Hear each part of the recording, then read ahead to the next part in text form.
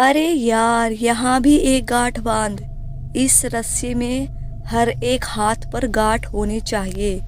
युग रस्सी में गांठ बांधते हुए मोहित को समझाता है। पर क्या ये गांठें जरूरी हैं? हाँ, इनकी मदद से ही हमें नीचे उतरने में आसानी रहेगी, वरना हम फिसलकर गिर भी सकते हैं और हमारे हाथों में घाव भी आ सकते हैं। पूरी रस्सी को अच्छे से देखते हुए, देखो, तैयार हो गई हम लोगों को नीचे पहुंचाने की सीढ़ी। अब समय आ गया है इस किले से नीचे उतरने का। दोनों एक दूसरे को देखते हैं और रस्सी का एक छोर नीचे फेंक देते हैं। मोहित किले की बनी नक्काशियों में रस्सी का दूसरा छोर बांधते हुए, वाह, यह पूरी तरह से फिट है, बिल्कुल भी छोटी नहीं है। और देखो युग, किले के नीचे। पहले मैं जाऊंगा, युग मोहित की बात पूरी करते हुए कहता है, क्योंकि तू मुझसे ज़्यादा भारी है। पता चले कि पहले तू नीचे जाने लगे कि रस्सी तेरा भार पाके अपना दम तोड़ दे।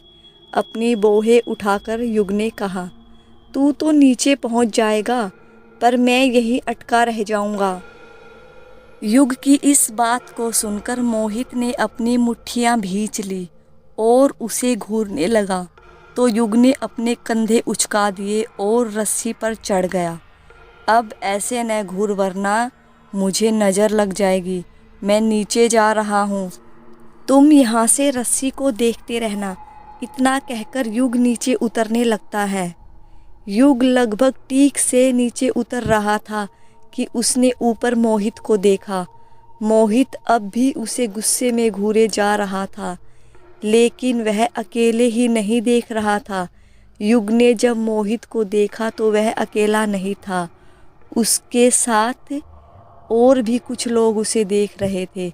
अंधेरे के कारण उनका चेहरा तो कुछ साफ नज़र नहीं आ रहा था, परंतु इतनी रात इस भयानक किले में इतने लोग कहाँ से आए, यह सोचकर युग भयभीत हो उठा।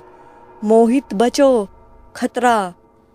हवा के बदले रुख के कारण मोहित को उसकी बात कुछ ज़्यादा समझ नहीं आ रही थी और सोचने लगा, ये युग बचाओ बचाओ क्यों चिल्ला रहा है? कहीं रस्सी टूटने वाली तो नहीं है? अगर रस्सी टूट गई तो युग डायरेक्ट नीचे गिरेगा। मुझे कुछ करना होगा।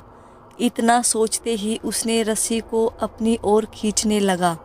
युग ने जब यह देखा कि वह धीरे धीरे उनके करीब जा रहा है तो वह और घबरा उठा और उसके सामने सब अंधेरा छा गया। जब उसकी आंखें खुली तो वह एक अजीब दुर्गंध युक्त स्थान पर था। शायद किले का कोई बड़ा सा कमरा या हॉल होगा। युग अपनी गालों को हाथों से छूते हुए, बाल बाल बचा, वरना वे भूत तो मुझे मार ही डालते। युग इधर उधर देखते हुए, अरे पर मैं हूँ कहाँ और यह मोहित कहाँ है? वह थोड़ा आगे बढ़ता है, उसे मोहित दिखाई देता है। वह किसी लड़की से बात कर रहा था। अरे यह मोहित किससे बात कर रहा है? और उसे आवाज़ लगाता है, हे मोहित। मोहित उसकी ओर देखकर, तू उठ गया? चल जल्दी आजा ब्रो और इनसे मिलो, ये है नैना। यार, आज इसकी बहन का बर्थडे है, तो ये लोग उसे यहाँ सरप्राइज़ पार्टी देने वाले हैं। और हाँ नैना, ये है मेरा दोस्त युग।